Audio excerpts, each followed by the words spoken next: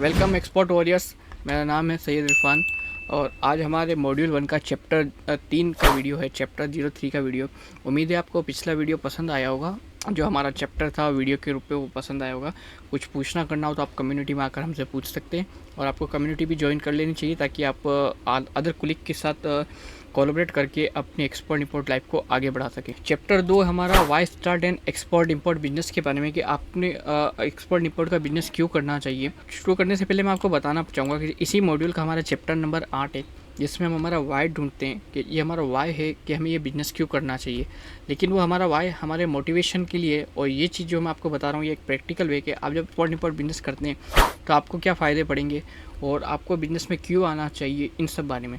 तो सबसे पहले आपको ये समझिए कि 2 टाइप के बिजनेस होते हैं, global business versus domestic business. ठीक है, सपोज़ करिए आप फैमिली बिजनेसमैन है, यानी आपकी फैमिली दशकों से बिजनेस करती आ रही है, लेकिन आपने वो बिज़नेस सिर्फ इंडिया में किया, अपने लोकल एरिया में किया, या आपने सिर्फ डिस्ट्रिक्ट में किया या स्टेट में किया।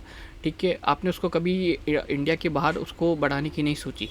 तो डोमेस्टिक बिजनेस के अंदर क्या होता है, आपके पास एरिया लिमिटेड है, आपने अपना प्रोडक्ट पूरे मार्केट में बिखेर दिया, आपके बिजनेस का एक पीक आ चुका है, अब उस पीक के आगे बिजनेस नहीं बढ़ रहा है। तो अगर आप वहीं एक्सपोर्ट इंपोर्ट की फील्ड में होते तो आप एक कंट्री को टारगेट करते, उस कंट्री के अंदर अपना सेटअप करते बिजनेस, फिर आप दूसरी कंट्री की ओर चले जाते, तीसरी कंट्री की ओर चले जाते।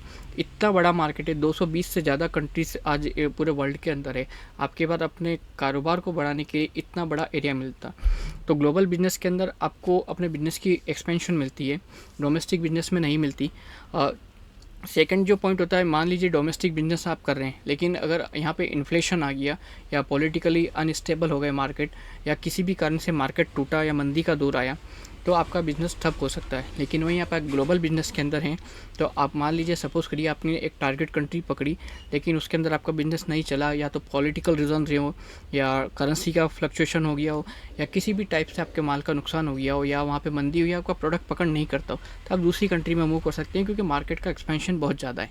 ठीक है, तो इसलिए आपको एक्सपोर्ट इंपोर्ट का बिज़नेस करना चाहिए, क्योंकि आप बॉर्डर लेस होकर अपना बिज़नेस को आगे बढ़ा सकते हैं। जैसे कि आप यहाँ देख पाएंगे, बॉर्डर के पार कई देशों के साथ ट्रेड होता है, मार्केट का साइज़ बहुत बड़ा है, डिमांड बहुत बड़ी है, ग्रोथ की कोई लिमिट नहीं आएगी इसके अंदर, और अलग अलग मार्केट में रिस्क को डाइवर्सिफाइड कर सकते हैं कि एक कंट्री को छोड़कर दूसरी कंट्री को और भी मूव कर सकते हैं। यहाँ मैंने एक एग्जांपल भी कोट किया है, एक लखनऊ का पर्सन था, एमएसएमई, जो सिर्फ लखनऊ में ही अपनी प्रोडक्ट्स को बेचता था या लखनऊ के आसपास बेचता था। लेकिन जब वो एक्सपोर्ट इंपोर्ट की फील्ड में आया, क्योंकि एक उसका लखनऊ में जो बनने वाला कुर्ती एक मुस्लिम टाइप प्रोडक्ट था, जो मुस्लिम सोसाइटी ज़्यादा यूज़ करती है, उसने सऊदी अरब और मिडल ईस्ट के मार्केट को पिच किया, उसको वहाँ से काफ़ी अच्छे एक्सपोर्ट ऑर्डर मिलने बने। अब वो सिर्फ डोमेस्टिकली नहीं, इंटरनेशनली अपने बिजनेस को ग्रो कर रहा है। अच्छा, एक्सपोर्ट इंपोर्ट बिजनेस क्यों करना चाहिए, इसके अंदर एक और जो चीज़ आती है वो है low cost entry with high scalability.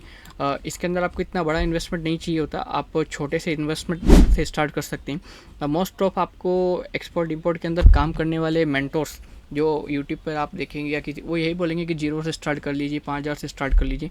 पर जो इसका रियलिटी में आपको बताता हूँ, आपको इनिशियल लेवल पे 30,000 से लेकर 50,000 तक का अमाउंट आपको इस बिज़नेस को सेटअप करने में लग जाता है। इसमें अपना रजिस्ट्रेशन आ जाता है, अलग अलग टाइप के सर्टिफिकेशंस आ जाते हैं, साथ ही साथ कुछ और डिजिटल टूल्स हमको लेने होते हैं। इस टाइप के लिए एक बेसिक कॉस्ट का सेटअप फीस होता है ये वाला।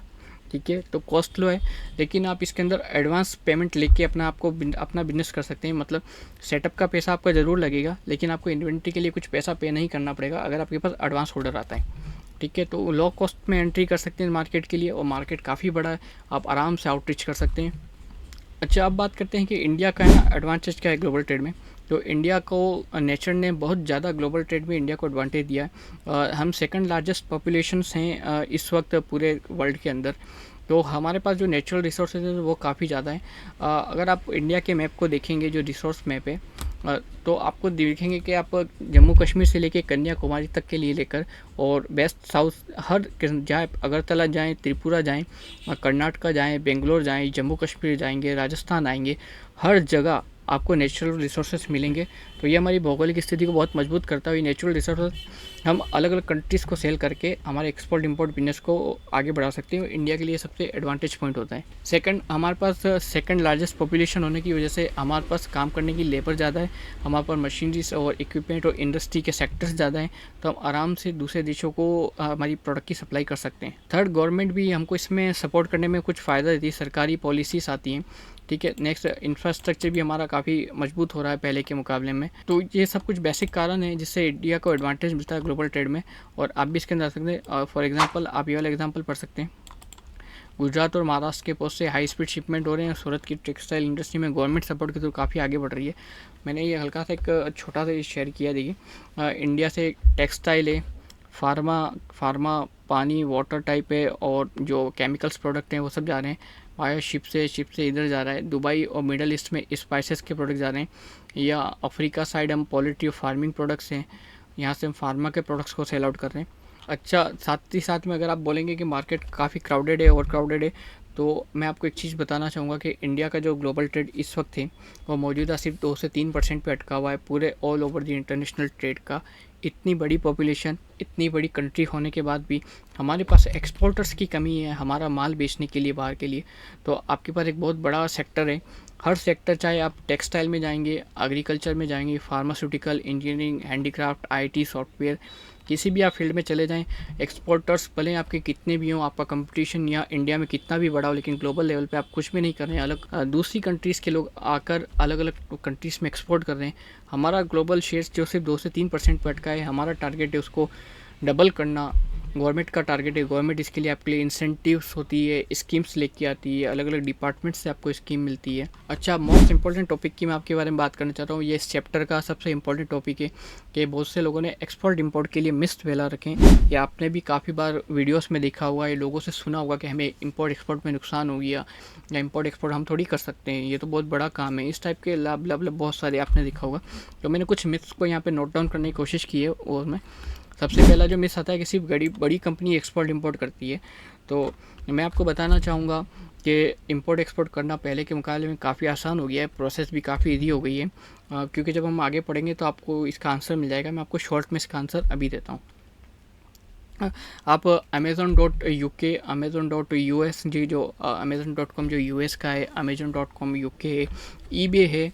उसके बाद आप देखना चाहेंगे तो काफ़ी ऐसे प्लेटफॉर्म है जिससे आप घर बैठे एक्सपोर्ट का काम कर सकते हैं। आप इन कंपनीज़ के साथ रजिस्टर हो जाइए, अपने प्रॉपर डॉक्यूमेंटेशन सबमिट करिए, और आप अपना प्रोडक्ट और पर्टिकुलर रेलिवेंट टारगेट कंट्री में बेचना चालू कर सकते हैं। ठीक है, ये एक ऑनलाइन एग्जांपल है। अगर फिजिकल एग्जांपल में आप एक मर्चेंट एक्सपोर्टर स्पाइसेस, हर्ब और जो इजी टू एक्सेस प्रोडक्ट होते हैं उनका काम बड़ी आसानी से सेटअप कर सकता है, बहुत मिनिमम इन्वेस्टमेंट में सेटअप कर सकता है।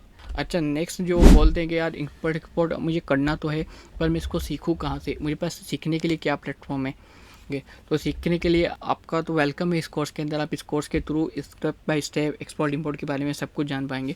लेकिन अगर आपके साथ कुलीग भी ऐसे हैं जो फ्री में सीखना चाहते हैं, और तो ये आप इस प्लेलिस्ट को ज्वाइन कर सकते हैं। यहाँ पे मैं फ्री में भी सिखाता हूँ अलग अलग वीडियो में। पर कोर्स का फ़ायदा ये होता है कि आपको हर चीज़ स्टेप बाय स्टेप मिलती है, और इन वीडियोस में आपको कुछ चीज़ ऊपर मिलेगी, कुछ चीज़ नीचे मिलेगी, तो आपको इसका प्रॉपर आइडिया नहीं मिल पाएगा। ठीक है, तो आप यहाँ से भी इस चीज़ को कर सकते हैं। और थर्ड बोलते हैं बहुत रिस्की है, तो यकीन मानिए इंपोर्ट एक्सपोर्ट बिल्कुल रिस्की नहीं है। आप तरीके से सही तरीके सोच समझ के इस बिज़नेस को करेंगे तो बिल्कुल रिस्की नहीं, प्रॉफिटेबल बिजनेस है।